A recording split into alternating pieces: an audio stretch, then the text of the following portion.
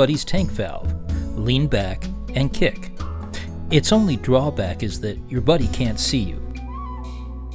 An alternative to the tank pull is the fin push. Here you simply place your buddy's fins on your shoulders, lean forward, and kick. This allows you to maintain eye contact, which can be very reassuring for your buddy. A leg cramp is something you will most likely be able to deal with on your own. All you need to do is grab your fin tip and pull towards you to stretch the affected muscle.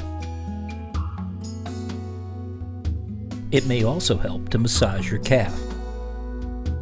If, for any reason, you're having difficulty reaching or pulling on your fin tip, your buddy can help you. Leg cramps occur most frequently at the surface. Fortunately, the same techniques that work underwater work equally as well above it. As with so many potential problems, the best way to deal with leg cramps is to prevent them. Avoid the need for long surface swims.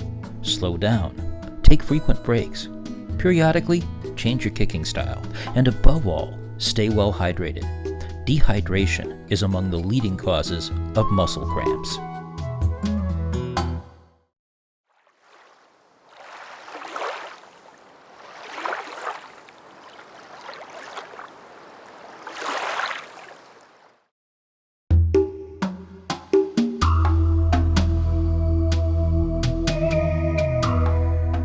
Diving in a team with one or two other divers not only makes diving safer, it makes it a lot more fun too. That's why the buddy system is considered to be such an integral part of recreational diving. For the buddy system to work, however, there are a number of things that you need to do. These include reviewing and agreeing on hand signals and other forms of communication, agreeing on what you will do in case of buddy separation or other problems, being thoroughly familiar with each other's equipment, including alternate air sources, BC power inflators, and scuba unit and weight releases, formulating a dive plan that's within the limits of all team members' training and experience, and sticking to that plan underwater, helping each other go through the ABC checklist before each dive, staying close together and remaining within sight of one another at all times,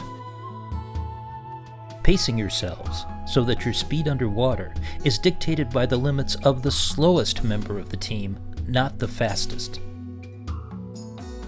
ascending as soon as the first member of the team reaches an agreed upon limit, such as a dive computer's no stop time or minimum air pressure,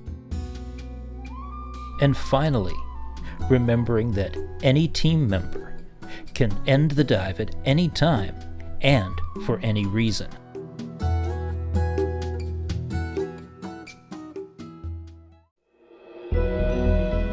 Among the things you and your buddies need to discuss ahead of time is what you will do if you become separated underwater. The most common procedure is for separated buddies to look for one another for no more than 1 minute, then surface and reunite there.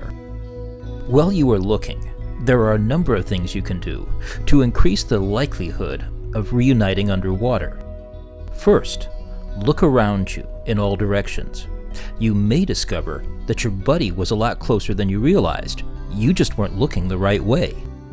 If this doesn't work, try banging on your tank with the butt end of a dive knife or other solid object. This may at least establish that you and your buddy are close by. You may also want to try ascending a short distance and then looking in all directions to see whether you can locate your buddy's bubbles. If you are successful at reuniting underwater and are still within your dive computer and air pressure limits, there's no reason why you can't continue the dive. Just pay closer attention to staying together. If you cannot find one another underwater, then make a slow ascent and a safety stop. Assuming your buddy follows the same procedure, the two of you should reunite on the surface. At this point, you and your buddy can decide whether or not to continue the dive.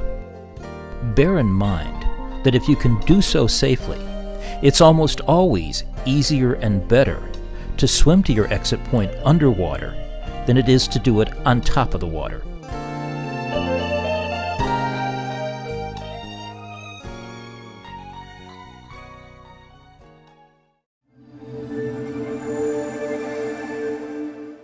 Even with a dive computer to track your depth, time, and exposure to nitrogen, you still need to plan the dive ahead of time. Dive planning includes agreeing on a purpose for your dive. Is it sightseeing, exploration, taking photos, or examining a particular underwater artifact? Notifying someone of your plans. Familiarizing yourself with both the dive site and conditions.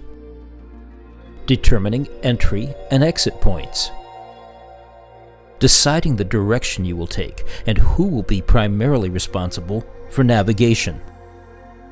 And finally, formulating a dive plan that addresses depth, time, and minimum ascent pressure. Time has shown that the divers who consistently have the best dives and the fewest problems are the ones who plan the dive and dive the plan.